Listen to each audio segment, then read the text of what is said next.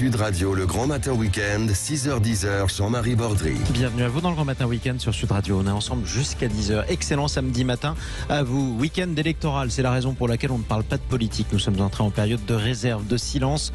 On ne peut parler que de la participation et de l'abstention. Est-ce que vous allez voter? C'est la question qu'on vous pose. Vous vous exprimez sur le Twitter de Sud Radio.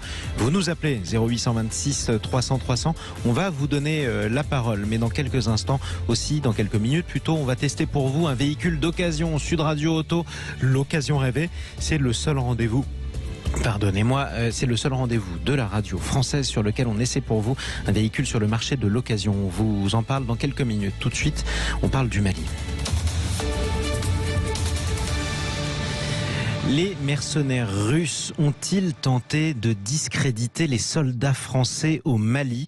C'est la question qu'on est en droit de se poser après les graves accusations formulées hier par l'armée française. Bonjour Lou Vialet.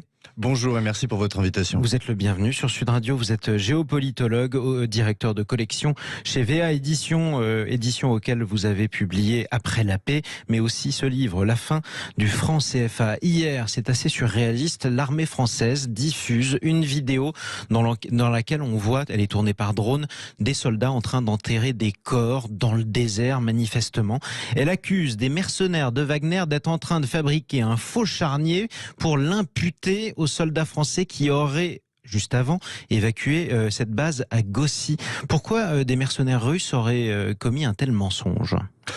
Alors oui, en effet, c'était la quatrième base que nous rétrocédions à l'armée malienne, puisque nous sommes en train d'évacuer le Mali, en train de partir du Mali. Et nous partons du Mali aussi parce que le Mali a contracté avec l'armée de mercenaires Wagner. Et c'était une des raisons, un casus finalement, pas un casus belli, mais une clause de divorce entre la France et le Mali. Ah oui. Donc la France, les soldats français sont en train de partir. Petit à petit, ils rétrocèdent des bases militaires à l'armée malienne, mais qui ne vient pas toute seule, elle vient avec des mercenaires russes. Ces fameux mercenaires russes, on les accuse d'avoir voulu accuser eux-mêmes l'armée française d'avoir massacré des civils. Pourquoi ils auraient fait ça? Tout à fait. Écoutez, c'est un peu la stratégie de Wagner sur le continent africain, c'est de prendre la place de la France partout où elle a été. On l'a vu en Centrafrique, on le voit à présent maintenant au Mali. Et son idée, c'est de discréditer les soldats français, pour retourner les opinions publiques maliennes et de la sous-région, et pour aussi faire passer leur vision finalement de l'Afrique, qui devrait être une Afrique de la loi du plus fort, d'une certaine manière. Alors, en même temps, on serait porté à vous dire, pourquoi avoir besoin de discréditer les soldats français au Mali, alors même que de toute façon, ils sont en train de partir, le divorce est acté? Mais c'est pour occuper absolument toute la sous-région et pour essayer de miner la confiance que les populations font, puisqu'on n'oublie pas à chaque fois que les populations sont interrogées sur la présence de Barkhane, notamment au Mali ou au Sahel, les populations locales qui sont en présence de Barkhane souhaitent non pas leur départ, mais leur maintien, puisqu'ils ont confiance en elles. C'est plus on est éloigné des soldats de Barkhane, plus on est sujet à la désinformation et plus on veut leur départ. Alors qui l'amène cette désinformation ? La Russie ? Cette désinformation, a priori, elle est menée avec des bots russes, et des bots russes qui sont souvent financés par les mêmes financiers que Wagner, monsieur Prigojine, et qui est responsable des premières sociétés de trolls russes fondées en 2013 notamment. Donc ça signifie que si les soldats français au Mali, alors même qu'ils y ont perdu près de 50 camarades en quelques années, se font insulter par la foule au Mali, c'est notamment à cause d'une désinformation russe. C'est à cause d'une désinformation, mais qui est aussi une loupe grossissante. Puisque lorsque nous voyons tous ces commentaires sur les réseaux sociaux, nous pensons, nous Français, qu'ils expriment la volonté générale, une opinion générale très répandue. En réalité, c'est faux, comme je viens de vous l'expliquer. Il y a des parties beaucoup plus locales de la population qui, elles, aiment les Français et ont confiance en eux. En revanche, dans les capitales, là où l'armée française n'est pas présente, ils sont sujets à la désinformation. Et en réalité, on a une loupe grossissante qui fait perdre un petit peu les repères et la perception des choses. On est dans une guerre des perceptions, comme le dit notre chef d'état-major des armées. La guerre des perceptions est en marche et nous faisons l'objet d'une lutte informationnelle. Alors, on va parler du reste de la région puisque l'armée française ne quitte pas le Sahel et que Barkhane n'est certainement pas terminée. Mais parlons du Mali. Je le disais, l'armée française part petit à petit. Elle est remplacée par l'armée malienne et par les mercenaires maliens qui, prétendument, mènent le même combat contre les terroristes. Est-ce qu'ils ont les moyens de la gagner, cette guerre, sans nous ? Alors, est-ce qu'ils ont les moyens avec leurs méthodes, puisque nous, nos méthodes sont celles justement d'une bonne entente avec les populations locales. C'est la marque de fabrique des armées françaises. Dans la mesure du possible, puisqu'il y a eu aussi des frictions, on l'a vu. Il y a eu aussi des frictions, mais souvent elles ont eu lieu, et je pense au Burkina Faso notamment, où des convois de l'armée française avaient été arrêtés par la population, mais en raison de désinformations faites sur les réseaux sociaux, et notamment manipulées par les Russes. Et donc on voit bien les méthodes de l'armée française, et c'est une culture stratégique de l'armée française qu'on a depuis des centaines d'années. C'est le fait d'avoir une bonne entente avec les populations locales.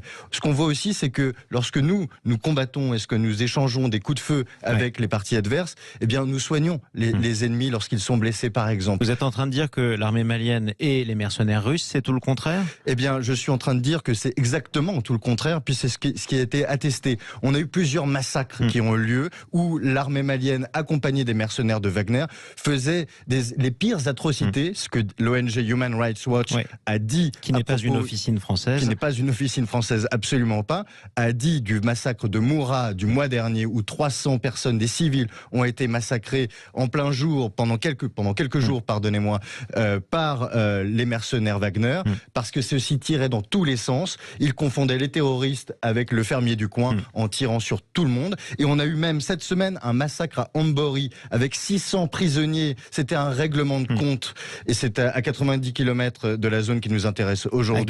Règlement de compte où les mercenaires Wagner viennent venger l'un des leurs qui a été assassiné, et ils viennent tirer sur le marché en tuant absolument tout ce qui se présente sous leurs armes. Autant de choses qui étaient inimaginables il y a quelques semaines, lorsqu'il n'y avait que l'armée française et l'armée malienne qui étaient sur le terrain. On parle donc du Mali, on a le droit d'être très inquiet. Parlons quand même aussi des autres pays où les soldats français restent. Le Niger notamment. Est-ce que les Français y sont toujours les bienvenus? Eh bien, c'était une excellente question, puisque on pourrait se poser la question, avec ce qui se passe au Mali, si la présence de la France est souhaitée dans la sous-région. La réponse est oui. Hier, nous avons eu un vote de l'Assemblée nationale nigérienne qui a confirmé que la présence non seulement de Barkhane, mais aussi de Takuba, cette force multinationale européenne, des forces spéciales, c'est un contingent de 14 nations avec des forces spéciales qui sont ensemble pour lutter contre le terrorisme. Eh bien, les Nigériens, qui sont des voisins du sud du Mali, ont voté pour le maintien de ces bases françaises et européennes dans leur pays. Ce qui est une marque de confiance extrêmement forte. D'habitude, ça passe par les présidents. Eh bien, le président a délégué à l'Assemblée nationale ce pouvoir. L'Assemblée nationale nigérienne a dit, et le peuple souverain a parlé, ils sont pour le maintien et le renforcement de leurs capacités sécuritaires.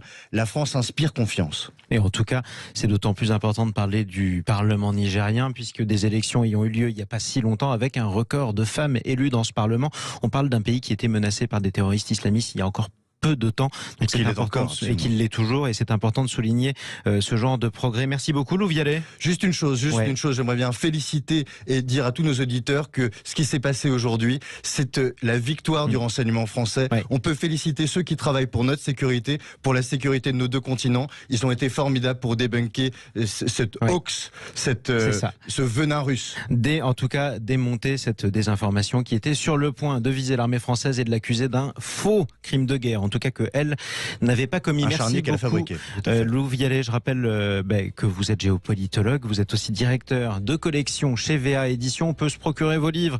La fin du franc CFA, c'est sur cette région, ça nous intéresse, chez VA Édition. Et il y a aussi cet autre livre, Après la paix, assez intéressant aussi chez VA Édition. Merci à vous d'avoir pris la parole sur Sud Radio. Restez avec nous. Est-ce que vous allez voter demain? C'est toujours notre question du jour.